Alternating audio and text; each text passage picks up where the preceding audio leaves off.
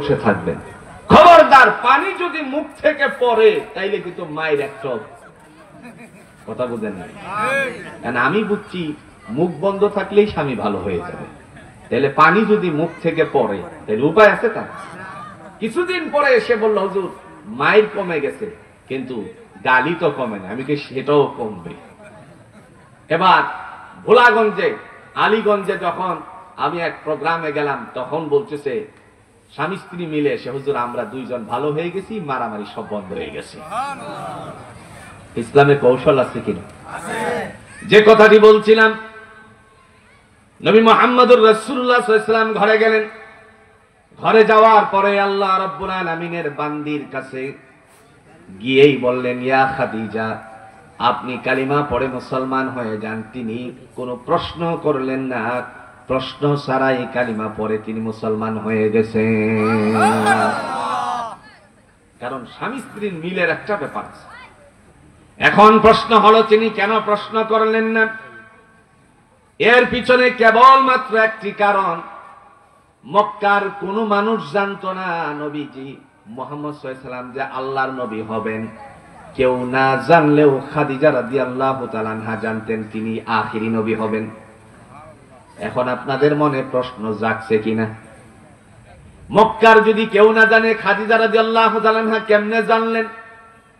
ইতিহাসের পাতা থেকে স্বর্ণাক্ষরে লেখা, রাসূলুল্লাহকে যখন তিনি তার কাজের সহযোগী হিসাবে নিলেন, তার মানে কাজ করার জন্য তিনি যখন একজন দায়িত্বশীল খুঁজছিলেন, দায়িত্বশীল খুঁজতে গিয়ে আল্লাহর নবীর কথা যখন তার বন্ধু বলল, যদি তুমি আমানতদার খুঁজতে চাও তাহলে একমাত্র আহমদের কাছে আমানতদারি আছে, রাসূলুল্লাহর কাছে আমানতদারি আছে। এই কথাটুকু শোনার পরে খাদিজা রাদিয়াল্লাহু তাআলা আনহার পক্ষ থেকে যখন প্রস্তাবটুকু দেওয়া হলো, এই মুহূর্তে আল্লাহ পাক রব্বুল আলামিনের বান্দার কাছে প্রস্তাব নিয়ে যাওয়ার পর চাচা আবু তালেবের কাছে গিয়ে বলল, আপনার ভাতিজাকে খাদিজা রাদিয়াল্লাহু তাআলা আনহার কাজে নিয়োগ দেওয়ার জন্য প্রস্তাবনা আসছে, আপনি কি বলেন? আমার ভাতিজা আসলে তারপরে বুঝতে পারবো। বুঝতে গিয়ে পরামর্শ করলেন। তিনি বললেন, চাচা আপনি যা ভালো মনে করেন তাই করুন। শেষ পর্যন্ত যখন সিদ্ধান্ত গৃহীত হয়ে গেল, কাজের মধ্যে নিয়োগ পেলেন, আল্লাহর নবীকে নিয়ে যখন তিনি রওনা করলেন, একটি পর্যায়ে খাদিজা রাদিয়াল্লাহু তাআলা আনহার এক চাচাতো ভাই ছিলেন তাওরাতের পণ্ডিত, সে ছিল একজন পাদ্রী। ডাক দিয়ে বলছে, খাদিজা তুমি সামনে আসো। তিনি যখন তার কাছে গেলেন, যাওয়ার পরে বললেন, তোমার কাজের সহযোগী যে নিয়েছো তার নাম কি? আহমদ। নাম কি? আরো জোরে বলেন। এবার বলল, তুমি তাকে নিয়ে শাম সিরিয়ায় ব্যবসার উদ্দেশ্যে বেশি যাবা না, ওখানে বেশি পাঠাবা না, কারণ আমার মতন সেখানে অনেক পাদ্রীরা আছে, তারা চিনে ফেলবে। তুমি যাকে কাজের সহযোগী হিসাবে নিয়েছ, শেষ নবী হওয়ার যতগুলো সিমটন আছে, সমস্ত সিমটন গুলো তার চেহারার মধ্যে বিদ্যমান আছে। তার মানে মক্কার কেউ না জানলেও, জোরে বলুন তো, জানতো কে? কে জানিয়েছেন? Waraqa bin নাওয়াফিল। ওয়ারাকা বিন নাওয়াফিল এই কথাও বললেন, খাদিজা শোনো, আমি যদি ওই সময় জীবিত থাকি তাহলে তোমার এই কাজের সহযোগী যে তার কাছে গিয়ে কালিমা পড়ে মুসলমান হব। সুবহানাল্লাহ বলতেন না? এই সময়টুকু তিনি আর পান না, এর আগে আল্লাহর বান্দা চলে গিয়েছিলেন। এই জন্য ভাইয়েরা আমার, আল্লাহ রাব্বুল আলামিন দেখে বলেন, হে জগৎবাসী, তুমি এই কথা স্বীকার করবে আমি আমার রব, আমার আল্লাহ হলো এক, তার সাথে কোনো শরীক নাই। তার কারণ হলো, ব্যবসার উদ্দেশ্যে আমার আল্লাহ রাব্বুল আলামিন তিনি বলছেন, তোমার সাথে আমি একটা ব্যবসা করতে চাই, সেই ব্যবসাটা হবে ভালো আর মন্দের। ভালো ব্যবসা মন্দের ব্যবসা কিরকম হবে? মানুষ যখন আমরা কোনো কিছু কিনতে যাই, আপেলের দোকানে আপেল কিনতে গিয়ে, জুড়ে বলুন তো, আপনি একটু বাছেন কিনা? কথা কন না কেন? কোনটা ভালো সেটাকে বেছে নেন। আল্লাহ বলেন, দুনিয়ার কোন পণ্য কিনতে গিয়ে তোমরা যদি বাঁচতে পারো তাহলে আমার দিন কেনার জন্য বাঁচা প্রয়োজনীয়তা আছে। কোরআনুল হাকিমের সূরাতুল বাকারার 3 নম্বর পৃষ্ঠা মহান আল্লাহ পাক রব্বুল আলামিন দেখে বলেন, আমি মানুষের সাথে ব্যবসা শুরু করেছি, ব্যবসার পণ্য হলো দুইটা, একটা হলো ভালো আর একটা হলো মন্দ, একটার নাম হলো হেদায়েত আর একটার নাম হলো গুমরাহি। জোরে বলেন ঘোষণা দিয়েছেন কে? দলিল আল্লাহ কোরআন। أولئك الذين اشتروا الضلالة بالهدى فما ربحت تجارتهم وما كانوا مهتدين।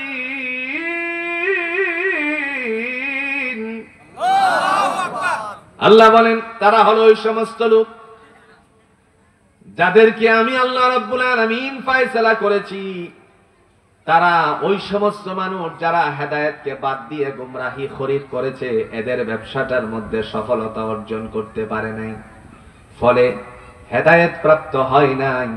তার কারণ আমি আল্লাহ রাব্বুল আলামিন ওই মানুষগুলোকে দুনিয়াতে লাঞ্ছিত করে দিয়েছি। নাউজুবিল্লাহ বলেন। হেদায়েতের মালিক কে? আরো জোরে বলেন মালিক কে?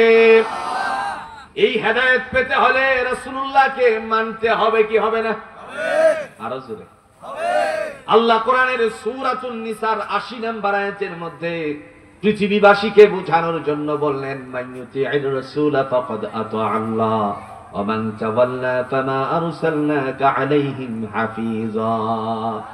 নবী আমার, আল্লাহ পাক বলেন, যারা আপনাকে মানে, যারা নবীকে মানে, তারা আমি আল্লাহকে মানে, আর যারা নবীকে মানে না তারা কোশ্চিন কালেও আল্লাহকে মানতে পারে না। এমত অবস্থায় মহান আল্লাহ পাক রব্বুল আলামিন ঘোষণা দিয়ে বললেন, যদি কেউ না মানে তাদের জন্য আপনাকে রক্ষণাবেক্ষণকারী হিসেবে পাঠাই নাই। এজন্য ভাইয়েরা আমার, সর্ব অবস্থায় ইসলাম আমাদের মানা, জোরে বলেন প্রয়োজনীয়তা আছে কিনা? মহান আল্লাহ রাব্বুল আলামিন এই কারণে বলেন, قل يا أيها الكافرون لا أعبد ما تعبدون। ও নবী আপনি বলুন,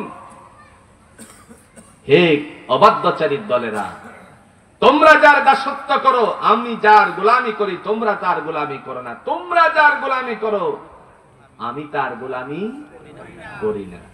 শেষে আয়াতের শেষাংশটা আমি আপনাদেরকে একটু বুঝানোর চেষ্টা করছি। আয়াতের শেষাংশে এই কথা উল্লেখ করা আছে, লাকুম দীনুকুম, একটু জোরে বলেন, লাকুম দীনুকুম ওয়ালিয়া দীন। এই লাকুম দীনুকুম ওয়ালিয়া দীনের ব্যাখ্যা কিন্তু নেতারা ভালো জানে, কথা কয় না রে, নেতারা ভালো জানে লাকুম দীনুকুম ওয়ালিয়া দীন। তারা বলে যে আমার ধর্ম আমার কাছে, তোমার ধর্ম তোমার কাছে, হ্যাঁ, যার জির ধর্ম যার জির কাছে। কিন্তু এর মানে কি? আল্লাহ পাক বলেন, তোমার মতাদর্শ তোমার কাছে, আমার মতাদর্শ আমার। তার মানে তোমরা এক আল্লাহর বিশ্বাসশীল নয়, আর আমি হলাম এক আল্লাহর বিশ্বাসশীল। মুহাম্মদ সাল্লাল্লাহু আলাইহি ওয়াসাল্লাম ঘোষণা দিয়েছেন, জোরে কন্যা সুবহান।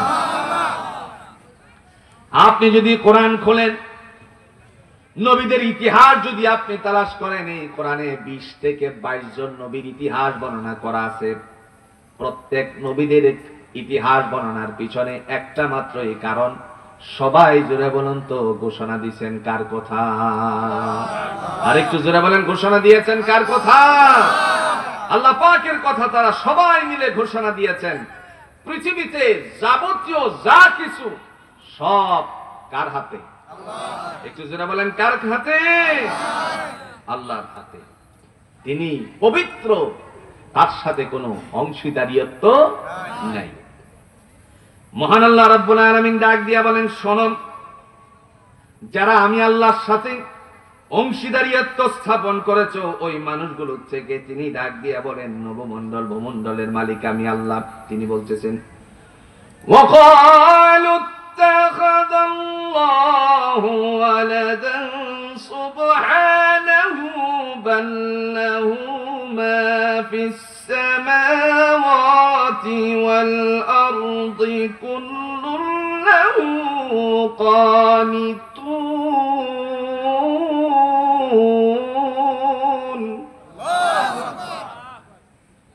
মহান আল্লাহ রাব্বুল আলামিন তিনি ডাক দিয়া বলেন, তারা বলে নবমণ্ডল এবং ভূমণ্ডলের কথা।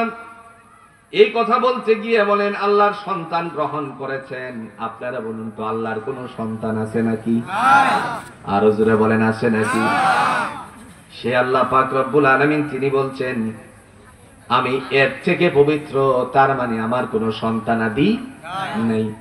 এই কোরআন খুললে পরে সবচেয়ে ব্যস্ত জীবনের যে সূরাটা পাওয়া যায়, মানুষ ব্যস্ত জীবনে এসে নামাজ পড়তে গিয়ে সালাত আদায় করতে গিয়ে ছোট্ট সূরা তালাশ করে, এর মধ্যে একটার নাম হলো সূরাতুল ইখলাস। নাম কি?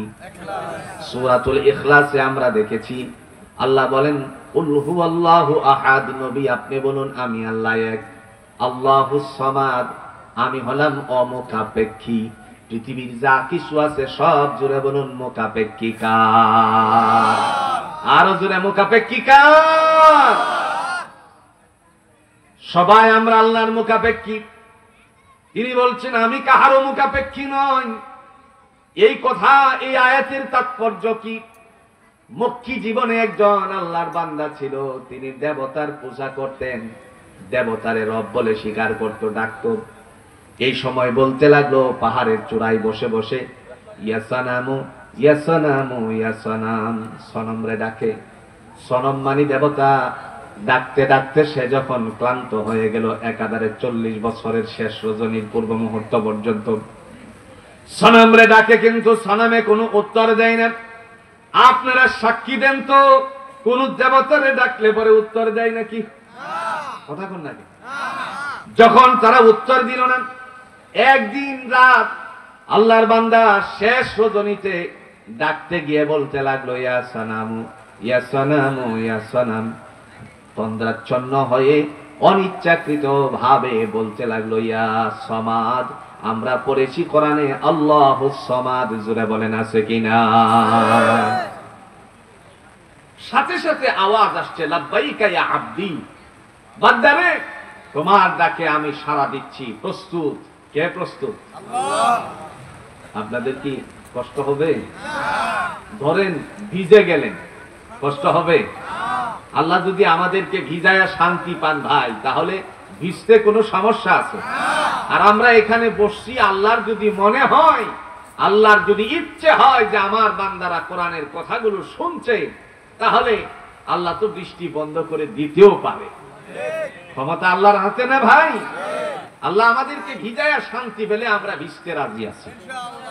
আর যদি আল্লাহ মনে করেন যে না, রুদ্রপুরে আজকের এই তাফসিরুল কোরআন মাহফিল হোক, তো আল্লাহ তো তাও পান না, পারে না? আমরা আলোচনায় থাকি ইনশাআল্লাহ। মহান আল্লাহ রাব্বুল আলামিন তিনি যখন আওয়াজ দিলেন, সাড়া দিলেন, মুহূর্তের ভিতরে এই সময়টুকুর মধ্যে তার তন্দ্রা ভেঙ্গে গেল। তন্দ্রাটুকু ভেঙ্গে যাওয়ার কারণে আল্লাহ পাক রব্বুল আলামিনের বান্দা এদিক ওদিক তাকাতে শুরু করলো, কে আমার প্রশ্নের জবাব দিয়েছেন। আবার ইচ্ছা করে ডাক মারলো ইয়া সামাদ।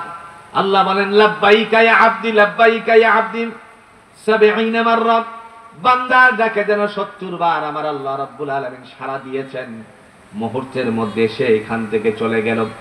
সকাল হওয়া মাত্রই মুসা কালিমুল্লাহর কাছে গিয়ে বলছেন, মুসা কালিমুল্লাহ বলুন তো, আমি রাতের বেলায় এই আওয়াজটা পেয়েছি, কে আমার উত্তর দিয়েছেন?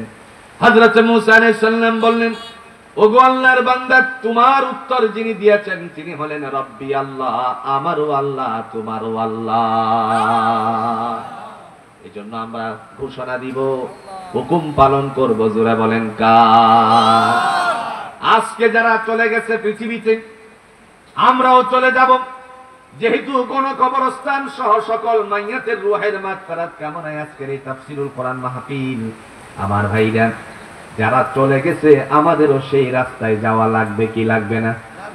কথা কন্যাকে লাগবে কিনা? পৃথিবীতে চিরন্ত সত্য যদি কোনো কথা থাকে, সেই সত্য কথাটার নাম হলো মৃত্যু। ওয়াজা সাখরাতুল মাউত বিল হক, মৃত্যুর যন্ত্রণা চিরন্ত সত্য। কাহারও আগে কাহারও পরে আমার আল্লাহ দিয়ে দিবেন, জোরে কোন ঠিক কিনা? আল্লাহ রাব্বুল আলামিন তিনি ডাক দিয়া বলেন, আমি কোনো সন্তান গ্রহণ করিনি, নবমণ্ডল ভূমণ্ডলের মালিক আমি আল্লাহ। সে আল্লাহ পাক রব্বুল আলামিন ডেকে বললেন লাম ইয়ালিদ ওয়া লাম ইউলাদ। আসেনি কোরআনে? জোরে বলেন আসেনি? আল্লাহ বলেন লাম ইয়ালিদ ওয়া লাম ইউলাদ, আমি কাউকে জন্ম দেই নাই, কাহার থেকে জন্ম হয় নাই। জোরে বলেন ঘোষণা কার? আরেকটু জোরে বলেন ঘোষণাটা কার? আল্লাহ কাউকে জন্ম দেন নাই, কাহার পক্ষ থেকে জন্ম হয় নাই। এই জন্য ভাইয়ের আমার, আমরা আল্লাহর উপর বিশ্বাস স্থাপন করেছি। পৃথিবীর সব কিছুর মালিক জোরে বলেন কে? তাবারাকাল্লাযী বিয়াদিহিল মুলকু ওয়া হুয়া আলা কুল্লি শাইইন কাদির।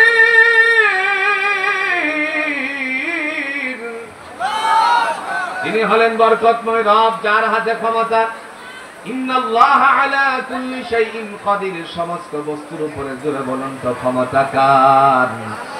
আল্লাহ আমাদের সবাইকে দ্বীনের উপর অটুট থাকার তৌফিক দান করো। সকলে বলেন আমিন। আমরা একটু জিকির করে লা ইলাহা ইল্লাল্লাহ, জোরে জোরে লা ইলাহা ইল্লাল্লাহ, লা ইলাহা ইল্লাল্লাহ, লা ইলাহা ইল্লাল্লাহ, সুবহানাল্লাহ, আলহামদুলিল্লাহ, লা ইলাহা ইল্লাল্লাহ, লা ইলাহা ইল্লাল্লাহ, মুহাম্মাদুর রাসূলুল্লাহ সাল্লাল্লাহু আলাইহি ওয়াসাল্লাম। আল্লাহ কোরআন দিয়ে বলছেন একমাত্র গোলামি করব আমরা কার? সূরাতুল নিসার 36 নম্বর আয়াতের মধ্যে জাতিকে বোঝানোর জন্য তিনি এই কথা বলছেন, ওয়া'বুদুল্লাহা ওয়া লা তুশরিকু বিহি শাইআ।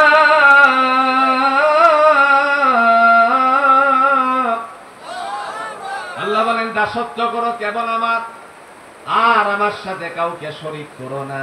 তার মানে দুনিয়ার জমিনে যা কিছু করব আল্লাহর সাথে আমরা কাউকে শরীক করব না। রাজি আছি নাকি? যদি আল্লাহর সাথে শরীক না হয়, আপনি ইবাদত অল্প করেন, বেশি না অল্প করেন, নবীজি বলেন তোমার ইবাদত আল্লাহর কাছে কবুল হয়ে যাবে। আল্লাহর নবী বলেন আখলিস দীনাকা ইয়াকফিকাল আমালুল কলিল, তোমার ঈমানকে মজবুত করো, অল্প আমলই নাজাতের জন্য যথেষ্ট হবে।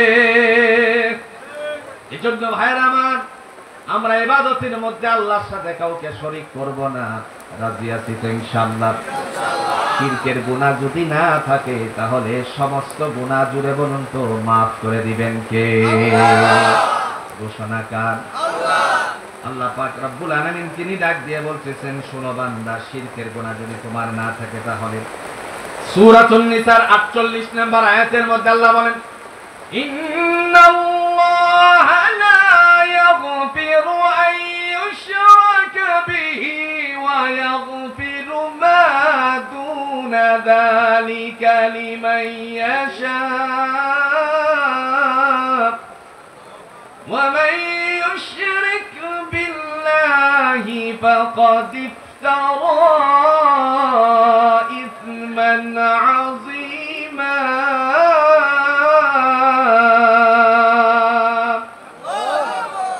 আল্লাহ বলেন নিঃসন্দেহে আমি তাকে ক্ষমা করি না যে আমার সাথে শরীক করে। এছাড়া যত অন্যায় আছে, গুনাহ আছে, ইচ্ছে করলে জোরে বলুন তো ক্ষমা করে দিতে পারেন কে? তার মানে স্পষ্ট হয়ে গেল শিরকের গুনাহ আল্লাহ মাফ করেন না। যত ইবাদত করা প্রয়োজন সমস্ত ইবাদতগুলি শিরিক মুক্ত করব। রাজি আছেন ইনশাআল্লাহ? যদি শিরিক মুক্ত ইবাদত হয়, আল্লাহ বলেন ফামান ইয়ামাল মিসকালা যাররাতিন খায়রান ইয়ারা, যদি সেটা যাররা পরিমাণ হয়, অণু পরিমাণ হয়, সরিষা দানা পরিমাণ হয়, সরিষা দানারে 70টা খণ্ড করলে এক খণ্ড পরিমাণ যদি হয়, বান্দা কিয়ামতের মাঠে আমি তোমার ডান হাতে তা পৌঁছাইয়া দিব। দয়াময় তিনি বলেন, ফাআম্মা মান উতিয়া কিতাবাহু বিয়ামিনিহি ফায়াকুলু হাউমুকরাউ কিতাবিয়া। যাদের ডান হাতে আমলনামা চলে আসছে, আল্লাহ বলেন ওই ময়দানে হাসরে ডেকে বললেন তোমার আমলনামাটা তুমি নিজে পড়ো। সেই সময় বান্দা পড়বে আর একটা মুস্কি হাসি দেবে, বলবে ইন্নী জানান্তু আন্নী মুলাকিন হিসাবিয়া। আয় আল্লাহ তাআলা, তোমার কাছে আমি সেই দিন বুঝতে পারছিলাম একদিন হিসাবের সম্মুখীন করা হবে, এই কারণে সমস্ত অন্যায় কাজগুলো আমি ছেড়ে দিয়েছি, ভালো কাজগুলো করেছি। যেই মাত্র ভালো কাজের কথা আসবে, আল্লাহ বলেন ও আমার বান্দা বান্দি, শিরক মুক্ত ইবাদতের কারণে আমি আল্লাহ পাক তোমাদের হাসিটারে এত পছন্দ করলাম, আর এই কারণে আমি বিনা হিসাবে তোমারে জান্নাত দিয়ে দিলাম। তিনি বলেন فَأَمَّا مَنْ أُوتِيَ كِتَابَهُ بِيَمِينِهِ فَسَوْفَ يُحَاسَبُ حِسَابًا يَسِيرًا। আল্লাহ বলেন যাদের ডান হাতে আমলনামা আসবে তাদেরকে আমি বিনা হিসাবে জান্নাত দিয়ে দেব। শিরক মুক্ত ইবাদতটা হচ্ছে এরকম, কেউ যদি শিরক মুক্ত ইবাদত করে আল্লাহ বিনা হিসাবে তার জান্নাত দান করে দেবেন। কিন্তু আমাদের সমাজ ব্যবস্থা হয়ে গেছে উল্টো। আল্লাহ বলেন শিরক করো না, আর আমরা শিরকের সাথে লিপ্ত হই। আছে কিনা কোন? শিরকের সাথে কেমনে লিপ্ত হই? এক শ্রেণীর মানুষ পূজা করে গাছের, আরেক শ্রেণী হলো মাছের, আরেক শ্রেণী কবরের। জোরে বলুন তো মাজার বাংলাদেশে আসেনি? জোরে কন্যাকে আছে কিনা? কবরের পূজা এক শ্রেণীর মানুষ করে, আরেক শ্রেণী মাছের পূজা করে, আরেক শ্রেণী গাছের করে।